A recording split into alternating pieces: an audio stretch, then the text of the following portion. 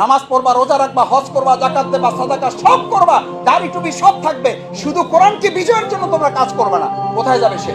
আল্লাহ জাহান্নাম থেকে হেফাজত করুন। কোরআন বিজয়ের জন্য কাজ করার জন্য আমাদেরকে কবুল করুন।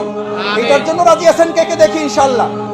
সবাই কোরআন বিজয়ের জন্য কাজ করতে রাজি আছেন ইনশাআল্লাহ। আমাদের এই দুনিয়ার ক্যামেরায় নয়, আরশে আজিমের ক্যামেরা থেকে রোজা অবস্থায় আমরা, সালাত অবস্থায় আমরা কিয়ামুদ্দিন, আল্লাহর জমিন, আল্লাহর দিন, কোরআন বিজয়ের জন্য হাত তুলেছি। কাল কিয়ামতের ময়দানে এই হাতগুলো দেখে দেখে আপনি আমাদেরকে জান্নাতে দিয়ে দিন। আল্লাহ তাআলা আমাদেরকে পৃথিবী থেকে খালি সওয়াব অর্জন করার জন্য পাঠাইছেন, একটা দায়িত্ব দিয়ে পাঠাইছেন। এই সওয়াব অর্জন করার জন্য, এই তেলাওয়াত করার জন্য, এই ইবাদত করার জন্য, এই বন্দেগী করার জন্য, এই জিকির আজকার করার জন্য। শুধু কি ফেরেশতা, টোটাল মাখলুকাত। এমন কি আপনি যে ফ্লোরে বসে আছেন, যে দেয়াল, যে ওয়াল, যে ফ্লোর, যে পিলার, এই প্রত্যেকটা পিলারের প্রত্যেকটা অনুপরমাণু পর্যন্ত এগুলো আল্লাহর এক একটা মাখলুক। আপনার কথা শুনছেন, আপনাকে দেখছেন, আপনাকে বুঝছেন। কাল কিয়ামতের দিন এই ফ্লোর, এই পিলার, এই ছাদ, এই অনুপরমাণু আপনার পক্ষে অথবা বিপক্ষে কি দেবে?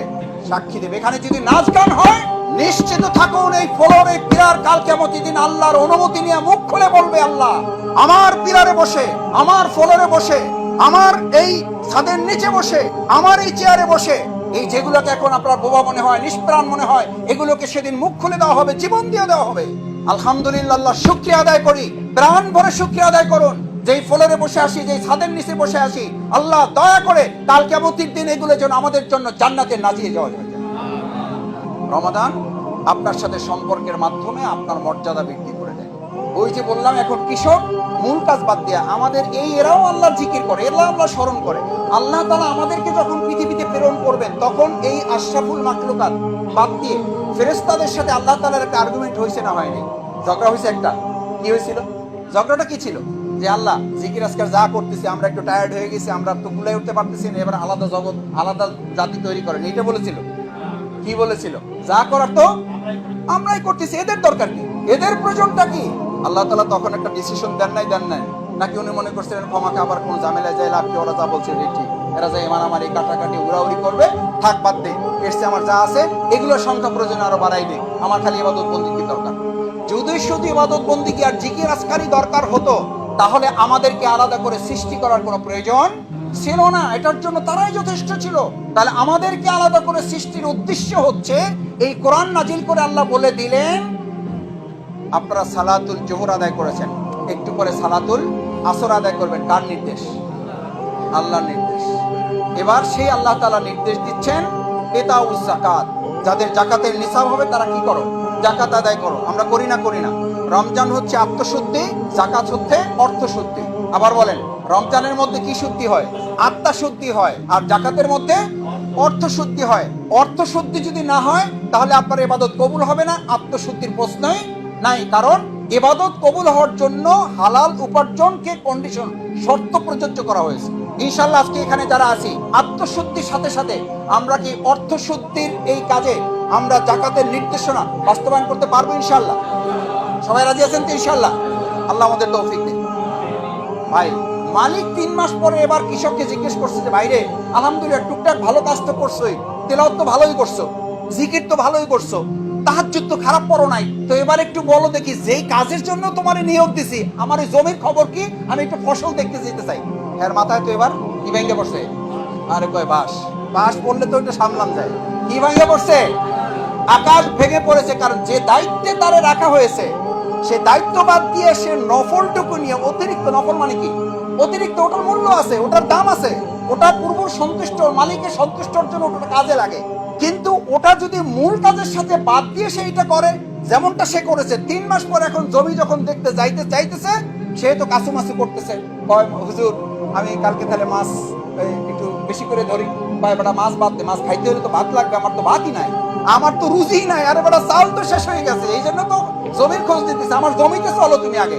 কি করবে? মালিক বলছে, উপায় তো নাই। যাইয়ে দেখে কোরআন নির্দেশ দিয়েছে, ইয়া আইয়ুহাল্লাযীনা আমানু কু আনফুসাকুম, নিজে বাঁচো, তারপর আহাল নিয়ে ভাবো, তারপর রাষ্ট্র নিয়ে, তারপর সমাজ নিয়ে ভাবো। সমাজ নিয়ে ভাবতে হবে তো, নিজেরই খবর নাই। মালিক এবার জমিতে নিয়ে গেছে, যাইয়া দেখে জমি জঙ্গলে আগাছায় সমানে ওটা কি হয়ে আছে? যেখানে ভালো কাজ থাকবে না সেখানে অন্যায় কাজ থাকবে না, থাকবে না। জমি দিয়ে কল্পনা করেন, জমিতে ফসল ফলান নাই, ফালাই রাখছেন, ওখানে আগাছা ফলানোর জন্য কি কোনো কৃষক নিয়োগ করা লাগে? লাগে না। আর আপনি যদি এই সিদ্ধান্ত নেন, ভালো করে বুঝেন, আবার প্রত্যেকটা পয়েন্ট মাথায় নিন, এই সিদ্ধান্ত নেন, যাইয়া বলেন মালিকের বুঝাইছেন, মালিক আচ্ছা হয়েছে, যা হয়েছে আপনি আমার মাফ করেন। কি করবেন? মুরব্বী মানুষ, মাফ তো করবেনই। আমরা যেমন আল্লাহর কাছে বলি, আল্লাহ যা হয়েছে হয়েছে, কি করেন? এই যে রোজা বলতেছি মাফ করেন, আল্লাহ মাফ করেন। এই মাফের একটা কথা এবার উল্লেখ করে দেই, হাদিসের চমৎকার একটা বর্ণনা। এই বর্ণনাটা আপনাদের জন্য খুবই জরুরি। এই যারা অনেক সময় বলেন যে ভাই দোয়া তো করি, দোয়া যে কবুল হয় কিনা এটাই বুঝতেছি না, দোয়া কবুল হয় কিনা এটা বুঝার কোনো উপায় আছে কিনা, এটা আমাদেরকে একটু শিখাই দেন, এটা আমাদেরকে একটু জানাই দেন। এই দোয়া কবুল হবে হবে না, আল্লাহ রাসূল সাল্লাল্লাহু আলাইহি সাল্লাম পরিষ্কার ঘোষণা করেছেন। ভালো করে শোনেন, দোয়া কেন কবুল হবে না? কেন কবুল হবে না? দোয়া করবেন, চোখের পানি পড়বে, জানামাজ দিতে, এই আজকে ইফতারির আগে চোখের পানি ফেলে দোয়া করবেন, কবুল হবে না। মন খারাপ করছেন, হতাশ হচ্ছেন, কিন্তু হতাশার কথাটাও তো আপনাকে জানতে হবে।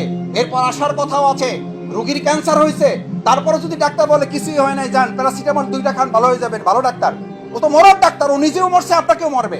আজকের সমাজ হচ্ছে আপনাকে শুধু মান ক্বালা লা ইলাহা ইল্লাল্লাহ ফাদাখালাল জান্নাহ, খালি কলেমা পড়ো আর কই ঢোকো, এই ওয়াজ করলে আপনার কাছে ভালো লাগে। আর আমি যদি এই হাদিস শোনাই, আপনাকে যদি নাম্বার সহ বলে দেই, আপনি নিজে গিয়ে পড়ে দেখবেন। এখন মোবাইলে সার্চ দেন, আন হুযায়ফা রাদিয়াল্লাহু তাআলা আনিন নবী সাল্লাল্লাহু ক্বালা, রাসূল সাল্লাল্লাহু আলাইহি ওয়াসাল্লাম শুধু এটা বলে শেষ করেন নাই, ওয়াল্লাযী নাফসি বিয়াদিহি, যার কাছে আমার জীবন তার কসম।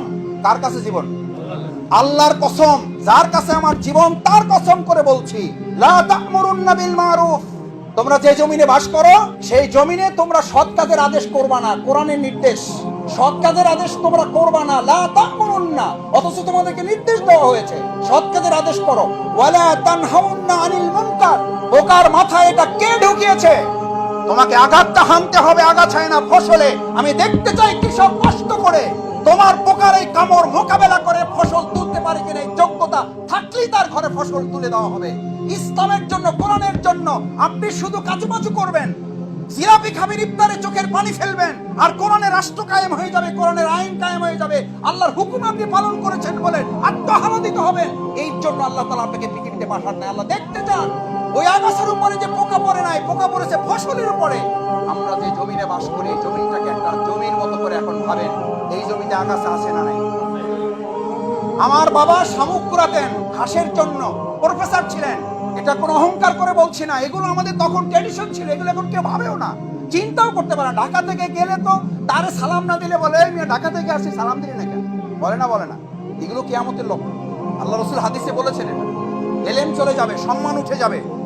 যারা সম্মান পাওয়ার যোগ্য না, তারা সম্মান জোর করে আপনার কাছ থেকে ছিনিয়ে নেবে। আল্লাহ রাসূল স্পষ্ট করে বলেছেন, এই জামানা আসবে না, আসছে, চলতেছে। আর আপনি কি মনে করতেছেন কিয়ামত চলে আসছে? আল্লাহ রাসূল এভাবে আঙ্গুল দেখে বলেছেন, সতর্ক হন। আপনারা কোরআনকে মহব্বত করেন, আপনাদের সাথে থাকলে এই মহব্বতওয়ালা কোরআনের সাথে লোকগুলোকে আল্লাহ জান্নাতে আজকে একত্রিত করেছেন, জান্নাতে একত্রিত করে দেবেন, শুধু সেই আশা নিয়ে এসেছে। আল্লাহ আমাদের জান্নাতে একত্রিত করে দেবেন। কোরআনকে যারা মহব্বত করবে, কোরআন সেদিন মহব্বত করে বলবে, আল্লাহ আল্লাহ, এই লোকটা মদ খাইছে, গাঁজা খাইছে, জেনা করছে, চুরি করছে, ডাকাতি করছে, নামাজ পড়ে নাই, রোজা করে নাই, আর যাই করছে করছে, আমারে ভালোবাসছে, আল্লাহ আমারে ভালোবাসছে। যদি এর জাহান্নামে দিতে হয়, তাহলে তার সাথে আমাকে জাহান্নামে দিতে হবে। আমারে স্যার আমি তারে জাহান্নামে দিব না, আমি তারে জাহান্নামে যাইতে দেব না। কোরআন এই আর্গুমেন্ট যদি কারো পক্ষে করে, আল্লাহ তাকে জাহান্নামে দিবেন? ভাইরা, আল্লাহর দাসত্বের শর্ত হচ্ছে ওয়াজতানিবুত তাগুত, আগে আগাছা মুক্ত করো, আগে আল্লাহর বিরোধিতাকারীকে অস্বীকার করো, ওদেরকে নির্মূল করো, ওদেরকে দাওয়াত দাও, হেদায়েতে নিয়ে আসো। আর না হওয়া পর্যন্ত নির্মূল করে তারপর তোমার ইবাদত কবুল হবে, না হলে তোমার ইবাদত কবুল। কারণ গোলামীর ইবাদতের দাসত্বের পূর্ব শর্তই হচ্ছে ওয়াজতানিবুত তাগুত। এটা রাজনীতির কথা বলছি, এটা ইসলামী আন্দোলন বাংলাদেশের কথা বলছি, এটা জামাত ইসলামীর স্লোগানের কথা বলেছি। তার কথা এই যে কোরআন আপনারা শিখেছেন, আনিবুদুল্লাহ, দাসত্ব করার শর্ত হচ্ছে আল্লাহ তাআলা কিছু কাজ নিষেধ করেছেন, 1000 আদেশ দিয়েছেন, 1000 নিষেধ করেছেন। দিস ইজ কোরআন। সেই কোরআন শিখতে এসেছেন আপনারা। কিভাবে শিখবেন সেই কথাটুকু বলে আলোচনা শেষ করে দিই। যদি ফসল তুলতে হয়, যদি ফসল ফলাতে হয়, যদি কোরআনের ফসল মানুষের ঘরে ঘরে পৌঁছাতে হয়, তাহলে কোরআনের ফসলের জন্য যেমন কাজও করতে হবে, একই সাথে কোরআনের সাথে সাংঘর্ষিক ওই জমির ফসলের সাথে সাংঘর্ষিক। আমার সাথে বিরোধিতা হচ্ছে ফসলের মতো। ফসলের শত্রু আগাছা, কোরআনের শত্রু হচ্ছে আগাছা। শুধু কোরআন শুনেছেন, হত্যা করতে গিয়েছেন নিজের বোনকে, শেষ পর্যন্ত কাকে হত্যা করতে গিয়েছেন? শুনেছেন যে দাওয়াত কে দিয়েছে? মুহাম্মদ সাল্লাল্লাহু আলাইহি সাল্লামকে। তাকে হত্যা করতে গিয়েছেন। সেখান থেকে ইসলাম কবুল করে তিনি বলেছিলেন, ওয়াইন সামা ওয়া সাল্লা ওয়া জামা আন্নাহু মুসলিম। নামাজ পড়ে, রোজা রাখে, হজ করে, যাকাত দেয়, সাদাকা করে, টুপি পরে, দাড়ি রাখে, সব ঠিকঠাক আছে। আর কিসের কথা বলা হবে? আর কিসের কথা বলা হবে? এরপর রাসূল সাল্লাল্লাহু আলাইহি সাল্লাম বললেন, ওই লোকটা শুধু আল্লাহর জমিনে এই কোরআনের বিধানকে বিজয়ী করার জন্য কাজই শুধু করে না, বাকি সব ঠিক আছে। ফাহুয়া মিন জুসি জাহান্নাম, সে হবে জাহান্নামের অধিবাসী। আমি আজকে এখানে হাত তুলে দেখতে চাই, নামাজ পড়বেন, রোজা রাখবেন, হজ করবেন, যাকাত দিবেন, তিলাওয়াত করবেন, তাহাজ্জুদ করবেন, নফল করবেন, সাদাকা করবেন, জিকির করবেন, আবার আমরা জাহান্নামেও যাওয়ার জন্য প্রস্তুত আছি। আছেন কেউ? যদি না থাকেন তাহলে রাসূল সাল্লাল্লাহু আলাইহি সাল্লাম কি বলেছেন? নামাজ পড়বা, রোজা রাখবা, হজ করবা, যাকাত দেবা, সাদাকা সব করবা, দাড়ি টুপি সব থাকবে, শুধু কোরআনকে বিজয়ের জন্য তোমরা কাজ করবে না। কোথায় যাবে সে? আল্লাহ জাহান্নাম থেকে হেফাজত করুন। কোরআন বিজয়ের জন্য কাজ করার জন্য আমাদেরকে কবুল করুন। এটার জন্য রাজি আছেন কে কে? দেখি ইনশাআল্লাহ। সবাই কোরআন বিজয়ের জন্য কাজ করতে রাজি আছেন ইনশাআল্লাহ। আমাদের এই দুনিয়ার ক্যামেরায় নয়, আরশে আজিমের ক্যামেরা থেকে রোজা অবস্থায়, আমরা সালাত অবস্থায়, আমরা কিয়ামুদ্দিন, আল্লাহর জমিন, আল্লাহর দ্বীন, কোরআন বিজয়ের জন্য হাত তুলেছি। কাল কিয়ামতের ময়দানে এই হাতগুলো দেখে দেখে আপনি আমাদেরকে জান্নাতে দিয়ে দিন। আমিন।